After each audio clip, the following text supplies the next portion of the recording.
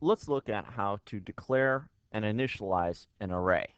So first off, an array can hold multiple pieces of data of a single type. This can be a primitive data type or objects. So to declare an array, you must use the brackets, either on the variable name or the type. So int array1 brackets or int bracket array2. Both of those will work just fine.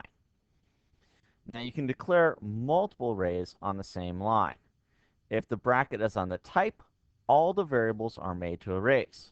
If the bracket is on the variable name, only that variable is the array. So here, all three of those are made as arrays because the bracket's on the data type. Now here, on the second one, array 6 and array 8 are arrays, but array 7 is not an array because there's no brackets. Now, to initialize an array, you must define its length, either by stating its size or by filling its indexes with values. So int array1 equals new int bracket 10. So this creates an array of length 10. This second one, int array2, brace 3, 8, negative 1, 5, closing brace. That created an array of length 4.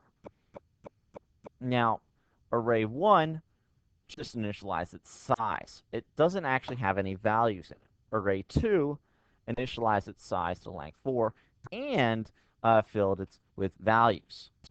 Same with this last one. String array3 initialize it to length of 3 and also filled it with values. Now, you can assign an array value to another array at any time. So I can set array1 equal to array1 here. So arr1 is given the values of whatever was in array 1. Now, you can print an array, but its result will be a memory location. So let's demonstrate that. So all these will give us memory locations.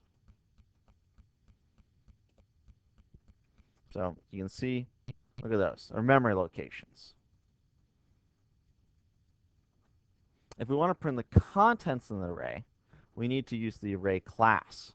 The toString method converts the contents of the array to a string, which can then be printed. So here we go. Arrays.toString, and then in the parentheses, the parameter, in this case, array1. Now, I have to import arrays, so let's look at the top. Import java.util.arrays. That allows me to do this.